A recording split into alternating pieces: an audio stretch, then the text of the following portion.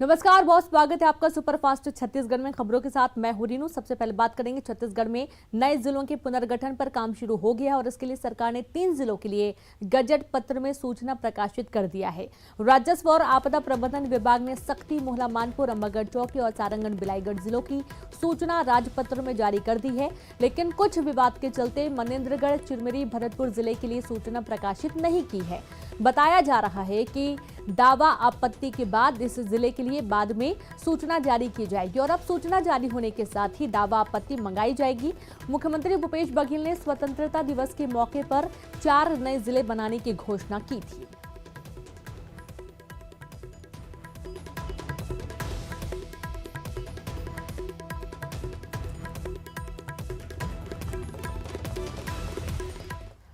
भिलाई में new India का new media विषय पर राष्ट्रीय संगोष्ठी, पत्रकारिता, अलंकरण और सम्मान समारोह का आयोजन किया गया और इस समारोह को सीएम भूपेश बघेल ने संबोधित किया। सीएम भूपेश बघेल ने कहा कि स्वतंत्रता आंदोलन की पृष्ठभूमि तैयार करने में पत्रकारों की अहम भूमिका थी। चाहे गांधी जी हो, तिलक हो, पंडित मोतीलाल नेहरू हो या गणेश शंकर विद्यार्थी, इन्होंने देश के स्वतंत्रता आंदोलन के दौरान चेतना जगाने के लिए पत्रकारिता के माध्यम से स्वर दिए। उनके दिए गए संस्कार न्यू मीडिया के लिए धरोहर की तरह हैं। उन्होंने कहा कि समाज हित में सूचनाओं का रचनात्मक प्रयोग न्यू मीडिया की चुनौती है।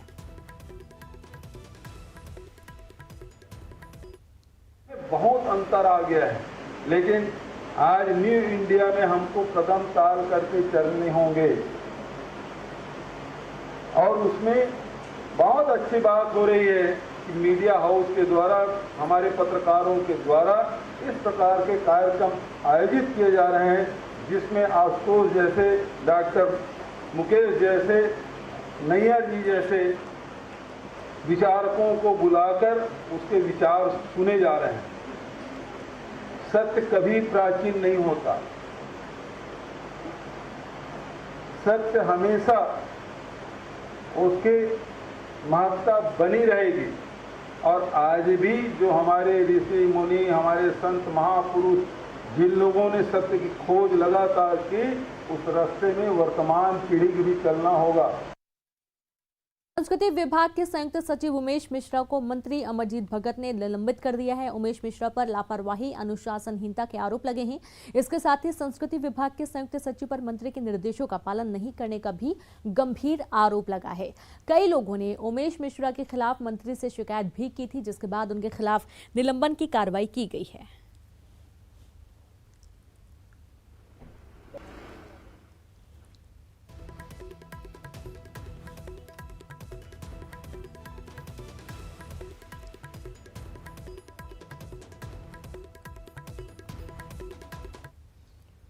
साइबर अपराध पर रोकथाम के लिए छत्तीसगढ़ सहित 6 राज्यों के अधिकारी राजधानी रायपुर में जुटे। केंद्रीय गृह मंत्रालय के अधिकारियों के कोऑर्डिनेशन में साइबर क्राइम पर लगाम लगाने के लिए बैठक हुई, जिसमें झारखंड के जामताड़ा और उसी तरह के अन्य साइबर गिरोहों को खत्म करने की रणनीति पर चर्चा हुई। गृह मंत्रालय ने देश के सभी राज्यों को अलग अलग ज्वाइंट साइबर को कोऑर्डिनेशन टीमों में बांटा है। बैठक में छत्तीसगढ़, यूपी, बिहार, झारखंड, ओडिशा के साथ ही पश्चिम बंगाल के नोडल अधिकारियों ने बैठक में हिस्सा लिया। बैठक में सभी राज्यों के अफसरों ने अपनी रिपोर्ट रखी। बैठक में stakeholders, Reserve Bank of India और अन्य बैंक के अधिकारी और टेलीकॉम सर्विस के प्रोवाइडर के नोडल अधिकारियों ने भी हिस्सा लिया। साइबर क्राइम पर नकेल कसने की कवायद और राजधानी रायपुर के पुलिस मुख्यालय में मंथन। बड़ी बैठक में केंद्रीय गृह मंत्रालय के साथ ही छत्तीसगढ़ समेत 6 राज्यों के अधिकारी शामिल हुए। देखिए, एमएचए के इनिशिएटिव से ये बैठक हुई है और हमारी सहमति थी कि आसपास के राज्यों के साथ मिलकर बैठक की जाए, ताकि जो साइबर क्राइम में जो कोऑर्डिनेशन का कोई गैप होता है वो गैप ना रहे। तो इस बैठक का मुख्य उद्देश्य समन्वय स्थापित करना है, क्योंकि साइबर क्राइम का कोई बॉर्डर नहीं होता है और आसपास के राज्यों में समन्वय स्थापित करना ज़रूरी होता है। नहीं होगी तो इन सब चीज़ों पर चर्चा करके कि कैसे आपस में समन्वय स्थापित करके अपराधियों को अपराधों पर नियंत्रण पाया जा सकता है, उस पर कार्रवाई चल रही है। जागरूकता, सोशल मीडिया की अपनी प्राइवेसी सेटिंग्स होती हैं। तो एक तो आपका कौन दोस्त है, किसको जानकारी देना चाहते हैं, आप क्या अपलोड कर रहे हैं, ये ध्यान रखना चाहिए व्यक्ति को। कैग के छत्तीसगढ़ डिविजनल अकाउंट ऑफिसर्स की बैठक रायपुर के निजी होटल में हुई, जहां बिहार, मध्य प्रदेश, झारखंड, हरियाणा और ओडिशा कैडर के अधिकारी भी शामिल हुए और यहां डिविजनल अकाउंट ऑफिसर्स के छत्तीसगढ़ कैडर के चुनाव भी आयोजित किए गए। साथ ही दूसरे राज्यों की कार्य प्रणाली को लेकर चर्चा भी की गई। एसोसिएशन के महासचिव विवेक डे ने बताया कि कैडर की सामूहिक और व्यक्तिगत परेशानियों को प्रशासन के साथ समन्वय बनाकर दूर किया जाता है।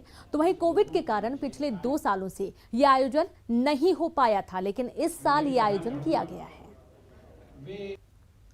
संघ के पदाधिकारियों और कार्यकारिणी के सदस्यों का चुनाव होता है, तो उसके लिए ये आयोजन किया गया है और एक वार्षिक आम सभा भी है। तो ये क्या वोटिंग के जरिए होगी या मनोनीत किया जाएगा? इसमें दोनों ही विकल्प रहता है। हम प्रयास करते हैं इसमें कि चुनाव की नौबत ना आए, लेकिन अगर सभी सदस्यों को इसमें स्वतंत्रता रहती है कि वो चाहें तो अपना नामांकन भर सकते हैं और इसके पहले जो है चुनाव की प्रक्रिया के माध्यम से भी कार्यकारिणी के सदस्यों का चयन हुआ है। अभी यूपी से आए हैं, हरियाणा से आए हैं, बिहार से आए हैं, झारखंड से आए हैं, ओडिशा से आए हैं, मध्य प्रदेश से आए हैं।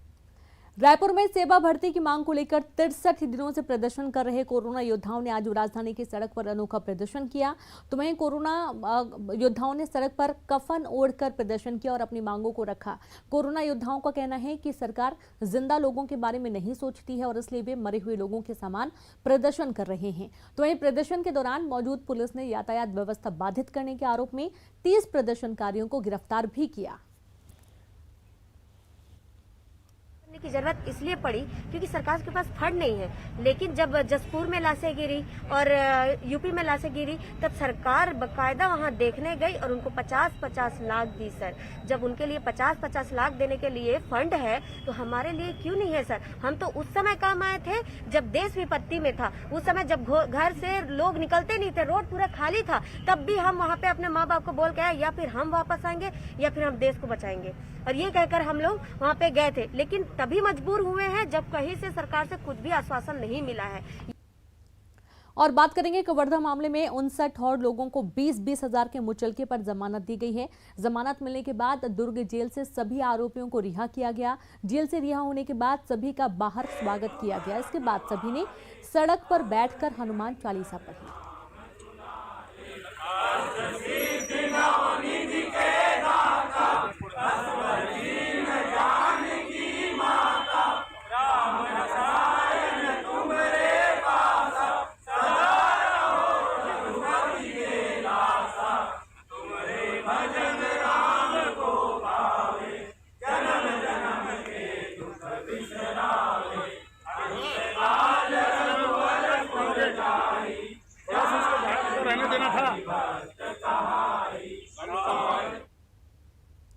कवर्धा विवाद मामले की जांच पड़ताल के लिए बिलासपुर हाई कोर्ट के अधिवक्ता कवर्धा पहुंचे, जहां पर उन्होंने विवादित स्थल का दौरा किया और इसके साथ ही दोनों पक्षों की पीड़ितों से मुलाकात भी की और वास्तु स्थिति का जायजा लिया। बिलासपुर से अनूप मंजुमदार सहित 12 वकीलों की टीम यहां पहुंची थी। उन्होंने बताया कि किसी पार्टी या सरकार के निर्देश पर वे यहाँ नहीं आए थे। हमारे यहाँ आने का उद्देश्य ये है कि जो अधिवक्ता समूह जो है वहाँ पे जो घटनाएं हुई विगत हफ्ते भर पहले जो घटनाएं हुई, तो उस घटनाओं से लेकर के एक लॉ एंड ऑर्डर का जो सिचुएशन क्रिएट हुआ, जिसके कारण हमारे पूरे समाज में एक जो पूरा शांतिप्रिय क्षेत्र था, उस समाज में एक अशांति का वातावरण निर्मित हुआ। तो एक अधिवक्ता कानूनी दृष्टिकोण से क्या हो सकता है और उस चीज़ को जानकारी, जो फैक्ट फाइंडिंग इंक्वायरी है, उसको कई लोगों से हमने मिला, उनसे जानकारी लिया क्या है क्या नहीं है, तो वो जानकारी को इकट्ठा करके हम अपनी रिपोर्ट शासन को देंगे। उत्तराखंड आपदा में दुर्ग के फंसे सभी लोगों की आज सुबह सकुशल वापसी हुई है। सभी लोग आज सुबह अपने घर पहुंचे। घर पहुंचने पर परिजनों के साथ प्रशासन ने भी इनका स्वागत किया। वहीं मौत को अपने सामने देखने के बाद दुर्ग रेलवे स्टेशन पहुंचते ही सभी टूरिस्ट की आंखें नम हो गई। और इस काम में छत्तीसगढ़ शासन के साथ साथ उत्तराखंड शासन का भी बहुत बड़ा हाथ रहा है। हम घूमने के लिए गए थे, माइंड फ्रेश करने के लिए उत्तराखंड गए थे और नैनीताल का ट्रिप बनाए थे और रूही जुम्बा क्लास के थ्रू गए थे हम।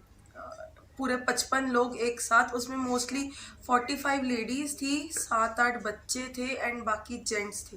इलेक्ट्रिसिटी नहीं थी, कोई कनेक्शन नहीं था, नेटवर्क नहीं था, खाने के इश्यूज थे, पानी का इशू हो गया था। 24 आवर्स के ऊपर हम सिर्फ नदी के पानी से वहाँ पे सरवाइव किए हैं। वहाँ पे दुकानों में भी जो पानी का सप्लाई था वो भी बॉटल वगैरह आना बंद हो गया था। वहाँ पे जो लोकल लोग थे उन्होंने ही हमारी सबसे ज़्यादा मदद की है। बात करेंगे महासमुंद में। पटेवा थाना पुलिस ने मजदूरों से भरी बस को पकड़ा। बस में महासमुंद के अलग अलग हिस्सों के 130 मजदूर बैठे थे और ये सभी मजदूर उत्तर प्रदेश जा रहे थे। पुलिस के मुताबिक 2 दलाल इन लोगों को कुछ एडवांस पैसा देकर मजदूरी कराने उत्तर प्रदेश लेकर जा रहे थे। पूछताछ में पता चला कि जेके गुप्ता और नंदू मोहंती इन सभी मजदूरों को यूपी भेज रहा था। पुलिस ने पूरे मामले की जानकारी श्रम विभाग को दी है। तो वहीं मजदूरों के पलायन की जानकारी मिलते ही विधायक विनोद चंद्राकर अपने समर्थकों के साथ पटेवा थाने पहुंचे और मामले की जानकारी ली। विधायक के समर्थकों ने मजदूरों को यूपी भेजने वाले आरोपी दलाल के खिलाफ एफआईआर दर्ज करने की मांग की है। यहाँ भेजते हैं, वहाँ जाते हैं। इलाहाबाद में कौन यहाँ से जाने से पहले क्या कुछ जानकारी होती है कि हम कहाँ जा रहे हैं, किसके पास काम करेंगे, मजदूरी कितना मिलेगा? नहीं। तो बिना मजदूरी जाने आप वहाँ चले जाते हैं? हाँ, नहीं मिल रहा है वो। हम लोग ना गांव की तरफ कमाते, लेकिन अब इधर पेट नहीं चलता, इसीलिए हम लोग जा रहे हैं। हमको जो समझ में आया, ये कुछ दलाल किस्म के लोग यहाँ से यूपी चुनाव को प्रभावित करने के लिए यहाँ से पलायन करवा रहे हैं, लोगों को वहाँ ले जा रहे हैं। यहाँ की गाड़ी अगर होती तो यहाँ के लोग जाते, अलग अलग जाते। अब जत्थे में क्यों जा रहे हैं और यूपी की गाड़ी आके क्यों ले जा रही है? यूपी पास की गाड़ी आप देख लीजिए। कोई जेके गुप्ता करके कोई लेबर ठेकेदार है जो इनको काम कराने के लिए यूपी भेज रहा है, और अभी चूंकि हम उसके पास इनको भेजने का लाइसेंस वगैरह जो श्रम विभाग की ओर से बनता है वो है या नहीं, तो इस संबंध में हम श्रम विभाग के अधिकारियों से हम बिलासपुर संभाग के पिंडरा रोड में सड़कों के निर्माण में भ्रष्टाचार की परतें अब खुलने लगी हैं। लोक निर्माण मंत्री के निर्देश के बाद प्रमुख अभियंता के निरीक्षण के बाद सेंट्रल लैब रायपुर की टीम ने पिंडरा में निर्मित सड़कों का सैंपलिंग कर ली गई और सड़क निर्माण के कुछ दिन बाद ही उखड़ने लगी, जिसकी शिकायत मंत्री ताम्रध्वज साहू से की गई थी। शिकायत के बाद मंत्री के निर्देश पर लोक निर्माण विभाग के प्रमुख अभियंता ने सड़कों का निरीक्षण किया और घटिया निर्माण की बात कही। सड़क निर्माण में अनियमितता और भ्रष्टाचार की परतें खुलता देख लोक निर्माण विभाग के संभागीय अधिकारियों सहित ठेकेदारों के बीच हड़कंप मच गया है। निर्देश ये है कि जो अभी कुछ फेलुअर हुआ कुछ पॉइंट में, तो क्यों हुआ करके उसको खोद करके देखें क्या प्रॉब्लम है, उसको रेक्टिफाई करेगा। मंत्री जी ने सर जिम्मेदारी तय करने की बात की थी, तो यदि फेलुअर निकलता है तो किस तरह की जिम्मेदारियां तय होगी? वो तो शासन बताएगा। हमने यहाँ से जो भी अब किस प्रकार का क्या रिजल्ट निकलता है उसके बाद रिपोर्ट बना के भेज जाएगी, उसके बाद देखते हैं उसको क्या होता है। और बात करेंगे राजनांदगांव नगर निगम सभागृह में आज समान सभा की बैठक का आयोजन किया गया, जिसमें महापौर परिषद के सदस्यों सहित समस्त 51 वार्डों के पार्षद, नामांकित पार्षद सहित नगर निगम के अधिकारी कर्मचारी उपस्थित रहे। और इस सामान्य सभा की बैठक में शहर के विभिन्न प्रमुख स्थलों के नामकरण, जातीय प्रमाण पत्र, विभिन्न योजनाओं से निर्मित दुकानों की नीलामी सहित शहर विकास से जुड़े 19 विषयों को रखा गया और इन पर चर्चा की गई। कोरोना के चलते लगभग 2 सालों से नगर निगम में सामान्य सभा नहीं हो पाई थी, जिस वजह से शहर के कई विकास कार्य ठप पड़े हैं। इस बैठक के बाद उम्मीद है कि इन विकास कार्यों को तेजी आएगी। सदर बाजार में जो क्या कहते हैं कॉम्प्लेक्स बनाने की बात आई है, चाहे पुत्रीशाला में बनाने की आई है, ऐसी योजनाओं को हम मूर्त रूप देने की कोशिश कर रहे हैं और 2-4 हमारे और भी नए प्रोजेक्ट आ रहे हैं। पूर्व में हमारे बजट में हमने रखा था स्वर्गरथ और बॉडी फ्रीजर, जिसका भी हमने लोगों तक उनकी सुविधा के लिए पहुंचा दिया है। आने वाले समय में हम जमीनी स्तर पे जो काम कर सकते हैं, जो वास्तविकता में लोगों के लिए हो महत्वपूर्ण, अभी हमारी बहुत महत्वाकांक्षी योजना गोधन न्याय योजना चल रहा है, जिसके द्वारा गोठान निर्माण किया गया है। पौनी पसारी का हम बहुत जल्दी ओपनिंग करने वाले हैं, जिसमें लोग गरीब परिवार के लोग, गरीब तबके के लोग व्यवसाय के लिए भटक रहे हैं, उनको हम व्यवसाय देंगे। विकास काम ठप पड़े होने के पीछे के जो कारण है उसका कोई ऑथेंटिक सूचना या सबूत नहीं होता है, तो मेरे जैसे जिम्मेदार व्यक्ति को वो चीज़ बोलना शायद उचित नहीं होगा, लेकिन उसके कारण ही कार्यादेश नहीं हो पा रहे हैं, जिसमें आयुक्त, महापौर, पता नहीं उनका कितना इंटरेस्ट है, किस प्रकार का इंटरेस्ट है, उनके कारण ही पूरा टेंडर तो पूरे हो चुके हैं। जो 5 करोड़ रुपए की स्वीकृति आई थी, टेंडर प्रक्रिया पूरी हो चुकी है, लेकिन वर्क आर्डर रोका गया है। वर्क आर्डर आदमी देख करके जो जा करके मिलते हैं। और यहाँ पर वक्त एक ब्रेक का है, हम जल्द हाजिर होंगे। ब्रेक के बाद एक बार फिर से आप सभी का स्वागत है। बात करेंगे अहम खबर की, जहां कांकेर से इस वक्त की बड़ी खबर मिल रही है। कांकेर में तेंदुए का आतंक जारी है। तेंदुए के हमले में महिला की मौत हुई। तेंदुए के हमले में मौत से इलाके में दहशत का माहौल बना हुआ है। मुजाल गोंदी गांव की घटना पूरी बताई जा रही है, जहां पर महिला की मौत हो गई है तेंदुए के हमले से। जिला मुख्यालय के नजदीक 2 महीने में तेंदुए के हमले में ये 5वीं मौत है, जहां पर अब जो ग्रामीण है काफी डर के साए में जी रहे हैं। उन्हें घर से बाहर निकलने में भी डर लग रहा है।